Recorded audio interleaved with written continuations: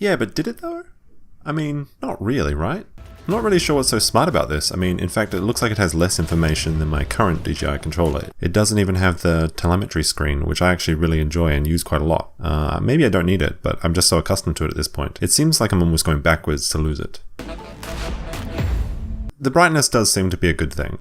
I'm not sure how much brighter this is than the Crystal Sky, but yeah, like it's going to be like twice or maybe 30% brighter than your phone, so that seems good. Also, just looking at this video here, it's kind of funny that their demo video has the no-fly zone limited on their screen. Maybe you shouldn't be flying by this bridge. Now this is a flat out lie. It says expand your range up to 8 kilometers, but if you look at the Mavic 2 information page on the DJI website, it already has an 8 kilometer range. There doesn't seem to be any improvement on the range here, so again, this seems just like a false selling point. It's almost like false advertising in my opinion. And it looks like they've run into the no-fly zone limit again, unfortunately. Saving a minute off your setup time, I mean, maybe this could be fun, but I mean, you're going to have to carry more bags because this is not going to fit into your DJI bag anyway, so. I'm not sure about this either because I'm pretty sure that I have my DJI Mavic 2 controller set to auto change frequencies anyway, so again, this seems like nothing. It's what the old controller does. 4K 60p HDMI output. Well, the Mavic 2 only does 4K 30. However, I guess you could use this in a future product, which I'll talk about in a second. But again, this kind of seems kind of silly. I mean, you could live stream, I guess, which might be good for sports events or something, but it seems like if you're doing a major production, you wouldn't be using the Mavic 2 anyway. You'd probably be using the Inspire or the Phantom series, which probably have a better system of transmitting the data anyway.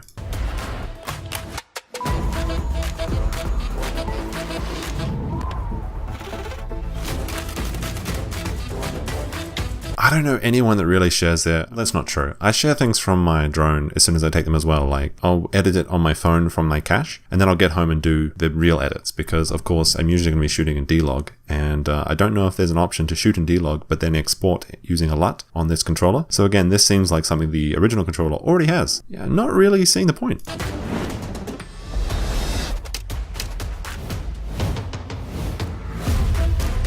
Okay, so it's just like a cheap Android system. It basically just put an Android phone in here with no other features. So this isn't really a major selling point. I think you could do this on Crystal Sky as well. So again, this seems like not very useful. I mean, I'm not going to be using Facebook on my DJI controller just because after I have to go through the effort of like tethering it to my phone or something on my home Wi-Fi, and then I just sit on the couch and use this to, I don't know, play Hearthstone or something. It seems like it's not very useful.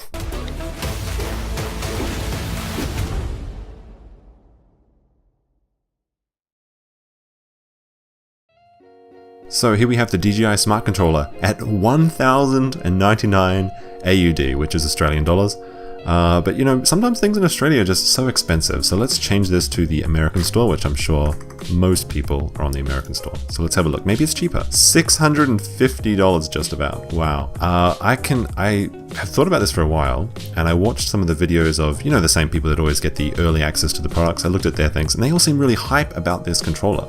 Like they're going to use it every day, and I don't believe them. I mean, I know they got the models for free, so they have to, you know, they have to say a certain amount of good things about the product. They probably had to sign an NDA, and part of that will be that they have to have their video approved by DJI, so they can't really be very critical of the controller.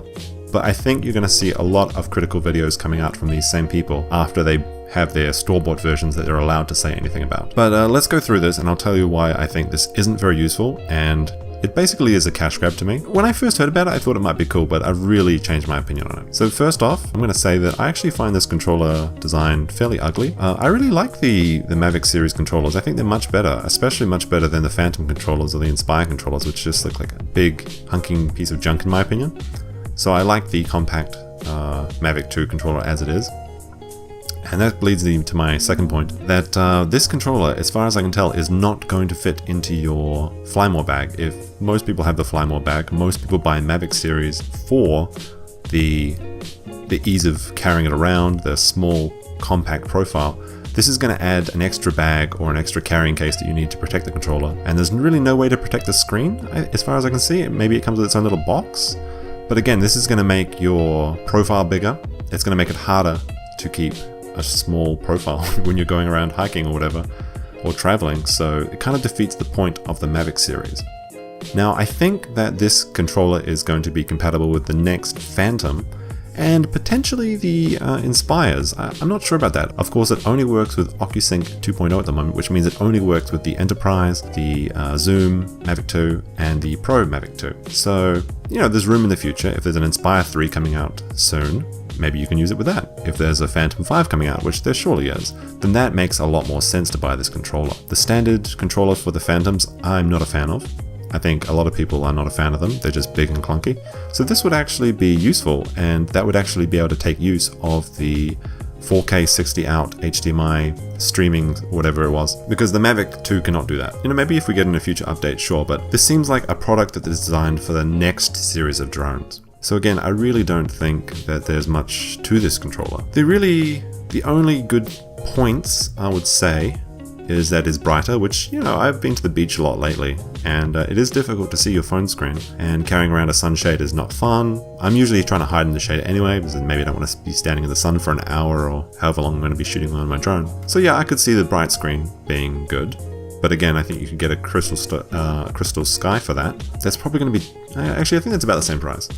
So who is this controller for? I mean, if you disagree with me, leave me a comment and let me know. If you buy this, I wouldn't recommend it.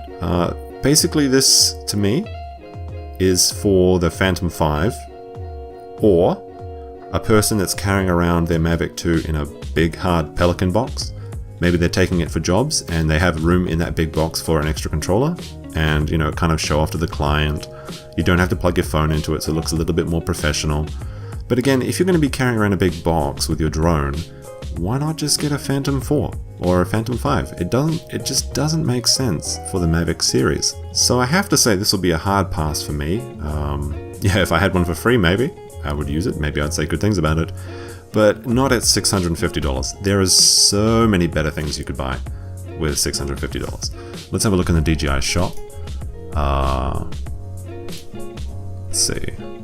I think you can buy probably a Spark for that. You could buy a Spark, give it to your kids or your friends, maybe have it as a second drone. So let's see. Yep, you could, for $400 you can get a Sparks in USD. I'm usually using AUD, so I have to check out these.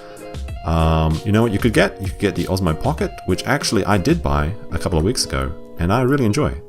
So you could buy the Osmo Pocket and still have $300 left over that you could spend on maybe an airline ticket to go use the Osmo, because you probably already have the drone. You don't need to buy that. You can go travel, maybe go to some tropical island. Well, it's like a one-way flight maybe, but hopefully you can make some money back with some stock footage or something. So you could save a lot of money by just not buying this. And again, I just don't see who this is for. The only good really parts about it is maybe the minus 20 degrees. Yeah, I could see that being useful. Plus 40 degrees Celsius. Yeah, I've used my drone in the southern Japan in the summer, and it gets about to that degrees.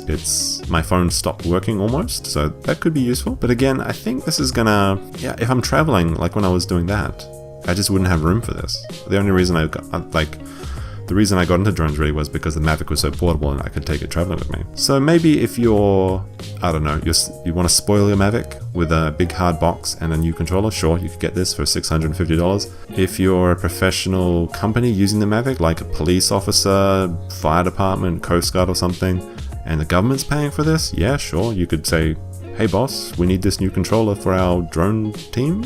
You could do that. Otherwise, I would not recommend this. It says you can put a SD card in it, which doesn't seem useful at all because the feed you get from your drone is only going to be 1080p max, so the full 4K files are going to be on the drone, which you have an SD card for anyway, and my phone keeps a cache of my 1080p files, so again, this is a pointless thing for me. It just adds an extra $30 if you buy it. It's out of stock because all DJI products go out of stock when they first come out, unfortunately. So if you'd like to buy it, you'll have to wait. You can check out the link in the description if you want to get this. I don't recommend it. I do recommend the Osmo Pocket, which should be my next video coming out in maybe about the next week or maybe next few days. So subscribe and hit the notifications if you want to see that. If you think I'm completely wrong, then please leave a comment. I would love to discuss why you like this controller, because for the life of me, I cannot figure out why. Anyway guys, cheers, I'll see you later, and have a good day. Oh, and Happy New Year.